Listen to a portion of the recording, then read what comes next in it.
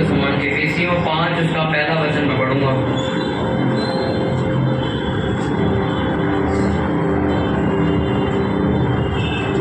इसलिए प्रिय बालकों के समान परमेश्वर का अनुकरण करो और प्रेम में चलो जैसे मसीह ने भी तुमसे प्रेम किया और हमारे लिए अपने आप को सुखदायक सुगंध के लिए परमेश्वर का भेंट करके बलिदान कर दिया। जैसा पवित्र लोगों के योग्य में तुम्हें व्यभिचार और किसी प्रकार के अशुद्ध काम में लोगों की चर्चा तक ना हो और न निर्लज्जता न मूर्खता की बातचीत की न ठट्ठे की, क्योंकि ये बातें शोभा नहीं देती।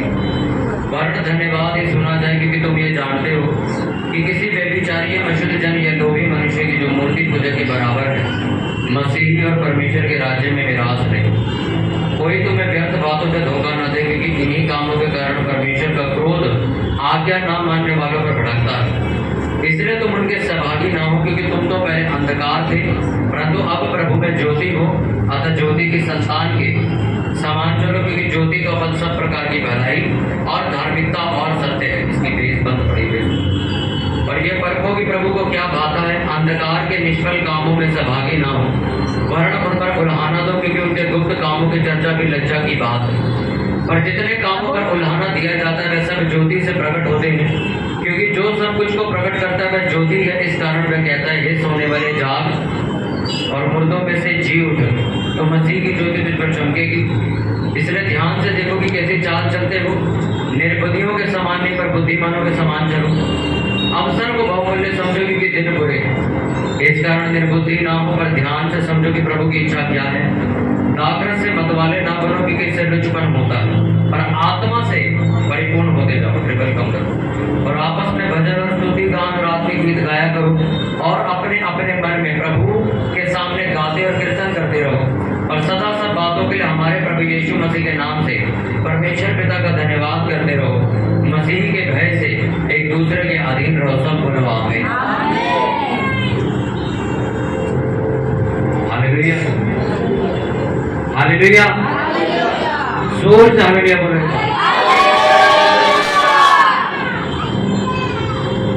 मैंने आपको संडे बताया कि परमेश्वर ये चाहता है कि आप शारीरिक नहीं आत्मिक बनो। अगर आप शारीरिक बनोगे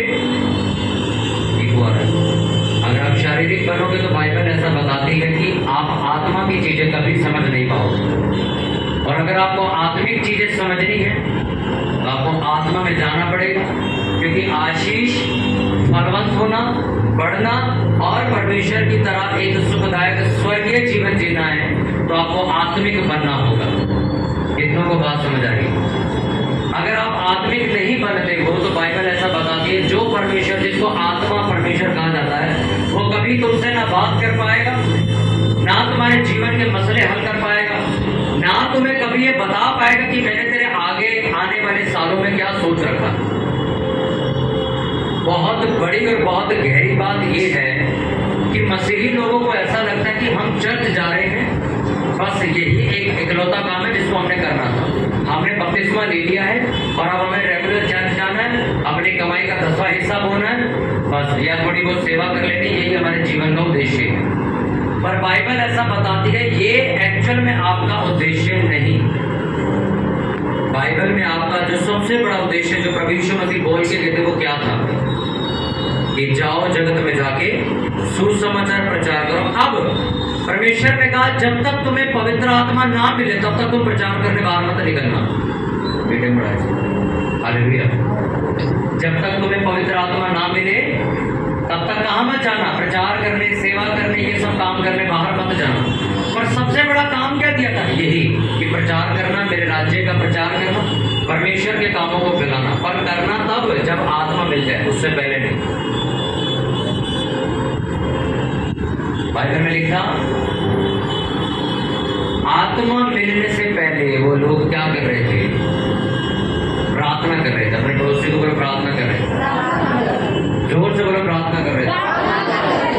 हालेलुया। अगर वो लोग प्रार्थना कर रहे थे तो किस बात के लिए कर रहे थे? क्योंकि प्रभु यीशु मसीह ने कहा था जब तक तुम स्वर्ग से सामर्थ्य ना पालो तब तक यरूशलेम को मत छोड़ना। वो आत्मा से परिपूर्ण होने का इंतजार कर रहे थे। बिना परिपूर्ण हुए में बाहर नहीं निकलेगा। सोचो ये उन लोगों की मैं बात बता रहा हूं जो 3.5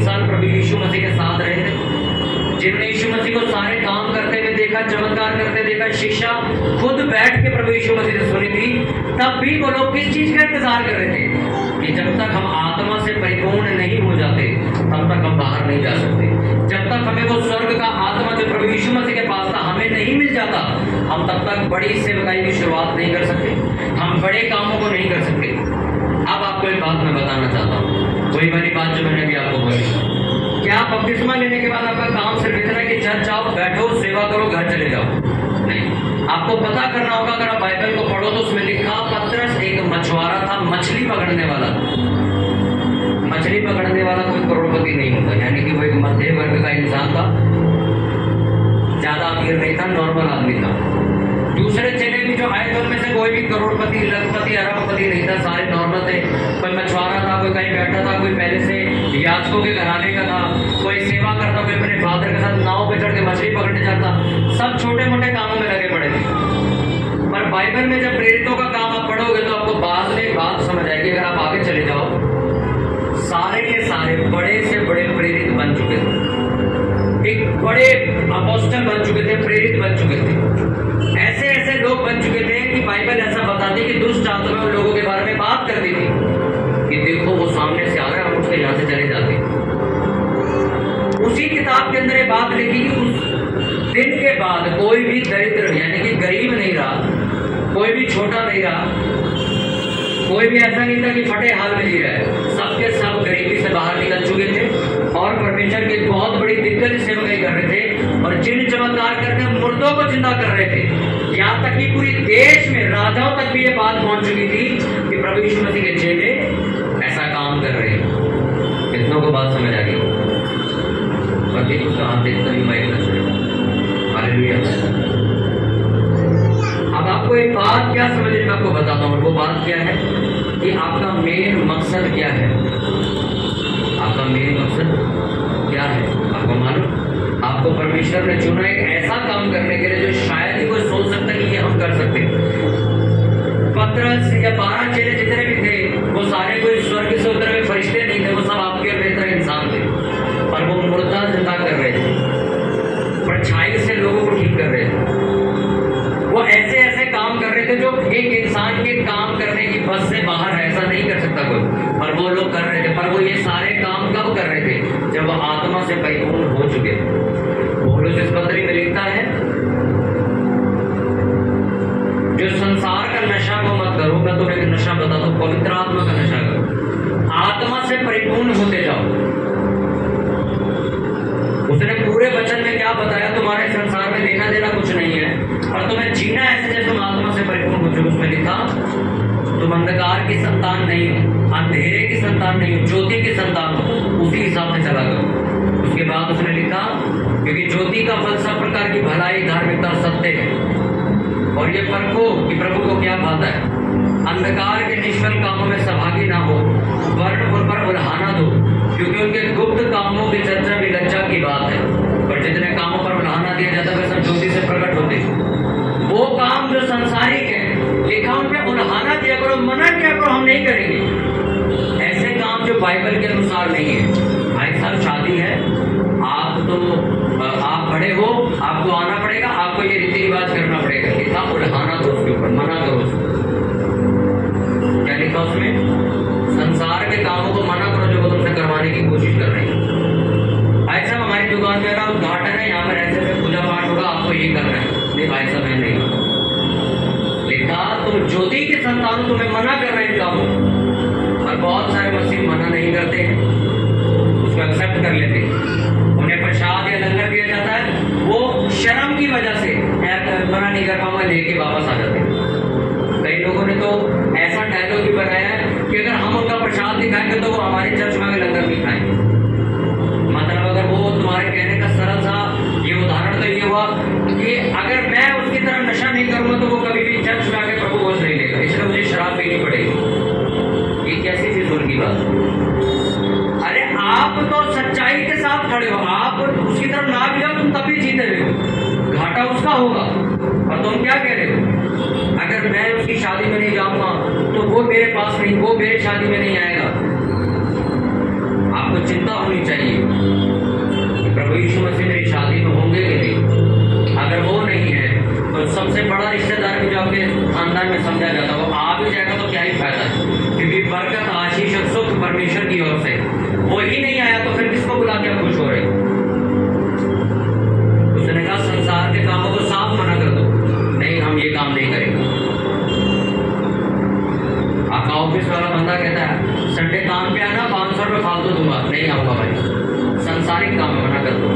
चर्च जाने का दिन है संडे, मैं नहीं आऊँगा, 5,000 दूंगा, नहीं आऊँगा भाई। और बहुत से मसीह लोग हाँ कर देते और चले जाते। उसने कहा तुम ज्योति की संतानों से इस अंधकार के कामों को मना किया करो, पर आप मना नहीं करते। आपका मोबाइल फोन आपको कहता है चलिए काम कर, प्रेयर थोड़ी देर बंद करो, फोन में फेसबुक पे कोई वीडियो देखते हो, आप मना नहीं करते हो, आप देखने बैठ जाते हो। उसने कहा जब तक तुम मना नहीं करोगे, हाँ करते रहोगे, तुम आत्मा से परिपूर्ण नहीं हो सकते। अन्य भाषा बोलने वाला व्यक्ति आत्मा से परिपूर्ण हो सकता है, ये बात कहीं नहीं लिखी। रात को सिगरेट पी के लोग सुबह अपनी भाषा में प्रेयर करते हैं, आप क्या कहोगे? ये तो आत्मा से भरा हुआ है, वो आत्मा का चिन्ह है। बाइबल में आप पढ़ो, पूरी सफाई से लिखा हुआ है, कोई इसमें बाइबल स्टडी नहीं है, सीधा लिखा है। जब पवित्र आत्मा उतरा तो वो अन्य भाषा बोलने लग गए, जब उतरा फिर बोलने लगे। और जब पतरस किसी के घर जाता, वहां पे लोग बोलते तुमने पवित्र आत्मा पाया करता, हमने तो पवित्र आत्मा की चर्चा भी नहीं सुनी। वो उनके लिए प्रेयर करता, लिखा वहां पर भी पवित्र आत्मा उतरता है। और वो जो लड़के सेवा कर रहे थे वो अन्य भाषा बोलने लग जाते। अन्य भाषा एक चिन्ह है, वो प्रमाण नहीं है कि पवित्र आत्मा आपके साथ है, वो एक चिन्ह है। जब पवित्र आत्मा आता है तो अन्य भाषा दे के साबित करता आ चुका है, और जब चला जाता तो अन्य भाषा आपके पास ही रहती, वो जाती ही नहीं। कितनों को बात समझ आ रही है? आप खुद नोटिस करो, अभी आप खुद नोटिस करो, आप याद करो, मैंने परसों ही बहन की गाली निकालती थी, अन्य भाषा तो अभी भी बोल रहा हूँ। बाइबल में लिखा तुम्हारा शरीर किसका मंदिर है? परमेश्वर का। यानी कि इसके अंदर किसका आत्मा रहता है? परमेश्वर का। तुमने गाली निकाली, शरीर में आवाज गई, अब आपको क्या करता है? पवित्र आत्मा बैठा रहेगा, सुनेगा वो? खुद इमेजिन करो, पवित्र आत्मा शुद्ध जो स्वर्ग से आया, जब वो आपकी गाली सुनेगा बैठ के, जैसे ही आपने दी वो निकल के बाहर चला जाता, और आपको लगता है कि वो मेरे अंदर ही, ऐसा नहीं, वो चला जाता। हाँ, जो गिफ्ट चिन्ह चमत्कार लिखा था वही छोड़ जाता, साथ में लेके जाता। आप किसी के अगर शादी में जाते हो, उसको तोहफा देते हो, थोड़े दिनों बाद आपकी लड़ाई होगी, तोहफा वापस मांग लेते हो क्या? उसी के पास रहता ना वो। चलो लड़ाई हो गई, हमने जो दिया खत्म हो गया, वापस तो नहीं मांगते। उसी तरह बहुत सारी चीजें परमेश्वर आपको दे देता है, जब आप भटक जाते हो आपसे वो चीजें वापस ली नहीं जाती, वो आपके पास ही रह जाती और परमेश्वर वहां से चला जाता। क्योंकि सीधी सी बात, एक बात समझो, परमेश्वर ने कहा तेरा शरीर पवित्र आत्मा का क्या है? मंदिर है। ये आदमी प्रेयर ही नहीं करता, मंदिर में प्रेयर ही नहीं हो रही है, परमेश्वर आएगा वहां? सोचो, भवन में प्रेयर ही नहीं हो रही, परमेश्वर की उपस्थिति आएगी क्या यहाँ? सुलेमान ने जब परमेश्वर के लिए मंदिर बनाया, परमेश्वर की शर्त थी जब तक तू मेरी आज्ञाओं पर चलता रहेगा मैं यहाँ पर हूँ, जिस दिन तू चलना बंद कर देगा मैं इस मंदिर से चला जाऊंगा। उसने कहा था ठीक है। और जिस दिन उसने ज्यादा शादियां करी तो उनके मूर्ति पूजा में चला गया, वो तो परमेश्वर वहां से उपस्थिति छोड़ के चला गया। उसी तरह आपका एक जो शरीर है ना, जब आप जीवन जी रहे हो, ये एक मंदिर है। आप प्रेयर नहीं करते, वचन नहीं पढ़ते, कुछ जब कुछ हो ही नहीं रहा भवन में, ये व्यक्ति की ये क्या है आपका भवन, इसमें कुछ भी नहीं हो रहा, परमेश्वर क्या करेगा बैठ के? वो जाएगा, पवित्र आत्मा देखेगा, ये प्रेयर कर रहे हैं, इसके जीवन में चलते। आप सोचो हम कुछ नहीं कर रहे, परमेश्वर मेरे साथ है, तो वो शोर मचाने वाली बात है, बोलते रहो। फिर अगर मैं आपको एक हिंट देता हूँ, परमेश्वर अगर आपके साथ है, आप गरीब नहीं रहोगे, आप बीमार नहीं रहोगे, आप कर्जे के नीचे नहीं रहोगे, आप टेंशन में नहीं रहोगे। अगर परमेश्वर मेरे साथ है, कलेश मेरे घर तब भी हो रहा, तो फिर फायदा क्या होगा? हम तो ये बोलते हैं ना यार, ये तो शैतानी काम है, देखो, और ये तो कह रहा है परमेश्वर मेरे घर में, तो फिर कलेश कैसे हो रहा है? कलेश तो शैतानी काम है। इसका मतलब वहां परमेश्वर नहीं कोई और। जहां परमेश्वर होता है, बाइबल में लिखा, वो गड़बड़ी का नहीं, शांति का परमेश्वर है, वहां शांति होती है। जो व्यक्ति आपको ज्यादा झगड़ता हुआ, लड़ता हुआ, शोर मचाता, चिल्लाता हुआ, चिड़चिड़ा दिखता है, और वो ये कहे मेरे अंदर परमेश्वर है, आपको लगता है ऐसे ऐसे घर में परमेश्वर रहे? परमेश्वर का नेचर ऐसे है। सीधी बाइबल है, आपको कोई बाइबल स्टडी में जाने की जरूरत नहीं, सीधी बाइबल लिखी है। मैं आपसे कहता हूँ, एक जगह पे बहुत गंदे काम हो रहे हैं, वहां परमेश्वर बैठेगा जाके? चलो अपना हिसाब लगा लो, आप बड़े शरीफ आदमी हो, वहां 10 लोग बैठ के गलत काम कर रहे, जुआ करे, शराब पे, आप बैठोगे जाके? सीधी बात खत्म हो गई। अब अपना जीवन चेक कर लो, मैं कैसा जी रहा हूँ। अगर मेरा जीवन बाइबल के मुताबिक है, इसका मतलब परमेश्वर मेरे साथ है। अगर मैं ऐसा जीवन जी रहा हूँ अन्य जातियों से भी बुरा, तो फिर मैं सिर्फ शोर मचा रहा हूँ, यहोवा मेरे साथ है। कोई नहीं है भाई, कोई नहीं है, शोर मचा रहा है। अगर यहोवा तुम्हारे साथ होता, अगले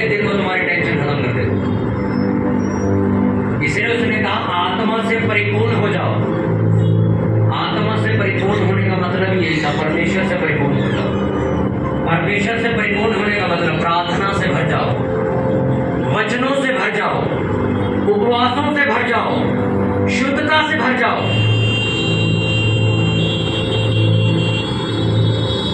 अरे सारा दिन सोचो ये लड़का सारा दिन पिक्चर देख रहा है, फिल्मी पिक्चर देख रहा है, और बाद में आके कहता है मैं मसीही हूं। ये मसीही तो है, मसीही इसमें नहीं, वो नामधारी मसीही है।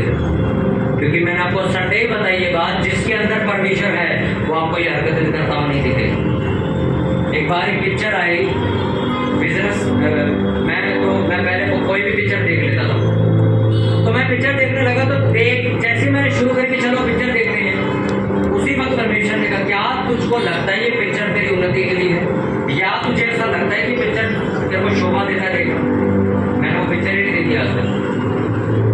उस दिन से मैंने परमेश्वर को कहा कि पहली बात तो पिक्चर मैं देखूंगा तो कोई बिजनेस की देख लूंगा, कोई किताब की देख लूंगा, ऐसे कोई पढ़े लिखे वाली बात। उस दिन से पिक्चर नहीं देखी।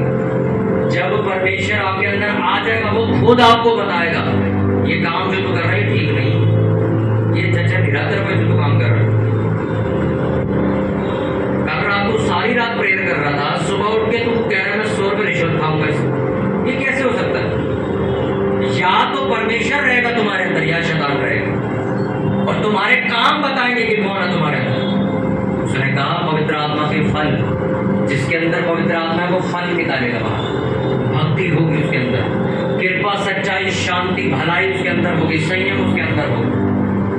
वो अपने अंदर से परमेश्वर के कर्मों को बाहर निकालेगा।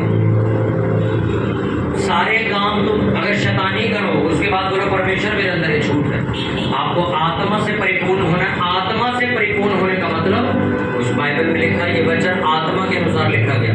तुम जितना वचन पढ़ते जाओगे पवित्र आत्मा से भरते जाओगे। आपको मालूम यीशु मसीह को कौन सा दर्जा दिया गया था? यीशु मसीह को दर्जा दिया गया था वचन देहधारी हुआ। यूहन्ना 1 में लिखा कि जो जैसे बाइबल है, चलती फिरती बाइबल हमारे बीच में आ गई है। बाइबल कितना ज्यादा पढ़ते थे यीशु मसीह, इसलिए वो आत्मा से परिपूर्ण थे। उनको पहले मालूम था कि क्या होगा कल। अपने पड़ोसी को बोलो आत्मा से परिपूर्ण हो जा। अब आपको एक बात जो आखिर में बता के खत्म करूंगा वो क्या है मालूम? पौलुस ने कहा आत्मा से परिपूर्ण होते जाओ या आत्मा खुद आके तुम्हें परिपूर्ण करेगा। क्या लिखा है? अभी मैंने वचन पढ़ा आपके सामने, तो वचन में लिखा ताकत से मतवाले मत बनो क्योंकि इससे लुचपन होता है, पर आत्मा से परिपूर्ण होते जाओ कि परमेश्वर तुम्हें परिपूर्ण करेगा। क्या लिखा है? आत्मा से परिपूर्ण खुद होते जाओ। पर कुछ लोग वेट कर रहे हैं परमेश्वर मुझे प्रार्थना करने वाला बनाएगा, परमेश्वर मुझे सेवकाई के लिए इस्तेमाल करेगा, परमेश्वर मुझे। उसने क्या लिखा? आत्मा से खुद परिपूर्ण हो जाओ। 10 मिनट प्रेयर करो। समझ लो एक वो देखा पुराने में कोयले वाली वो ट्रेन चलती थी, कोयला फेंकते थे, ट्रेन चलती थी, कोयला डाला जाता था। जितना कोयला धड़केगा, जितनी आग धड़केगी उतनी ट्रेन तेज चलेगी। वो ट्रेन देखिए ना आपने, सिस्टम वही है। तुमने 2 कोयले डाले वो 2% ट्रेन चल रही है। तुमने 1 किलो कोयला डाला वो 1 किलो चल रही है। तुमने 10 किलो कोयला फेंक दिया, आग धधक गई, अब वो 10 किलोमीटर भागेगी। तुमने कोयला डालना बंद कर दिया, धीरे धीरे ट्रेन रुक जाएगी। वो ट्रेन कोयले की जितनी धधक होती थी उससे चलती थी। उसी तरह तुम्हारी प्रेयर 10 मिनट है उतनी ही तुम्हें आशीष मिलेगी। तुम्हारी प्रेयर 1 घंटा है उतनी रफ्तार से तुम जाओगे। तुम्हारी प्रेयर बढ़ के 3 घंटे हो गई उतनी रफ्तार से होगी। तुम्हारी प्रेयर वापस घूम के आधे घंटे में तुम वापस उसी स्पीड में आ जाओ। सारी बरकत मैंने 6 साल लगा के मैंने सब कुछ करके देख लिया। आज मुझे बात समझ आ गई, तुम कितना बढ़ोगे, कितना आशीषित होगे, सब कुछ तुम्हारे ऊपर निर्भर करता है। सब कुछ तुम पे निर्भर करता है। आज कोई पास्टर कहे मेरी चर्च बहुत छोटी है, अगर वो चाहे मेहनत करे उसकी चर्च जिसकी बड़ी उसे भी 2 गुना आगे निकल जाएगी। ऐसा इंडिया में हुआ है। आज से कुछ साल पहले बहुत बड़े जो भविष्यवक्ता यहाँ पे आए साउथ में, सबसे बड़ी सेवा की भारत में उन्हीं की थी। आज किसी और की, आज किसी और की। आप डिसाइड करोगे मैं कितना ऊपर जाना चाहता हूं, मैं कितना फलवंत होना चाहता हूं। आप जितना परमेश्वर की आज्ञाओं को मानते जाओगे उतना फलवंत वो तुम्हें करता जाएगा। अपने हाथों को उठाओ, प्रार्थना करो। प्रभु आज मैं ये विश्वास करता हूँ कि आत्मा से परिपूर्ण होने की जिम्मेवारी मेरी है। मैं जितना प्रार्थना में करूंगा, मैं जितना उपवास करूंगा, मैं जितना तेरे वचनों को पढ़ूंगा, उतना ज्यादा मैं प्रभावशाली होता जाऊंगा, उतना ज्यादा मैं आशीषित होता जाऊंगा, उतना ज्यादा प्रभु मैं बरकत पाता जाऊंगा, उतना मेरे रास्ते खुलते जाएंगे। मैं जितना कम तेरे सामने आऊंगा, मैं जितना कम तेरी उपस्थिति में बैठूंगा, उतना ही कम मैं आशीषित होगा। परमेश्वर अपने हाथों को उठाओ और बोलो, प्रभु मुझे अगुवाई दे, मुझे ऐसा बना कि प्रभु मैं आत्मा से भर पाऊं, प्रभु मैं पवित्र आत्मा से भर पाऊं। अपने स्थानों, अपने जगहों पे खड़े होकर प्रार्थना करेंगे हम सभी जन। ऊंची आवाज में मांगेंगे कि प्रभु मुझ पे अनुग्रह कर, मुझ पे अनुग्रह कर परमेश्वर की मैं आत्मा से परिपूर्ण होता जाऊं, मैं सामर्थ्य से परिपूर्ण होता जाऊं, मैं वचनों से परिपूर्ण होता जाऊं। ऊंची आवाज में अपने हाथों को उठाएंगे, ऊंची आवाज में प्रार्थना करेंगे सभी जन।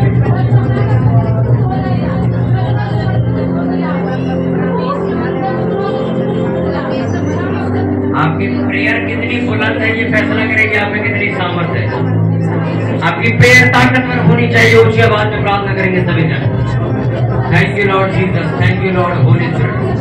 धन्यवाद पवित्र पवित्र प्रभु यीशु मसीह। उठाओ अपने हाथों को और प्रार्थना करो जीवित परमेश्वर से कि प्रभु मैं आत्मा से परिपूर्ण होना चाहता हूँ, मुझे बता कि मैं क्या करूँ प्रभु।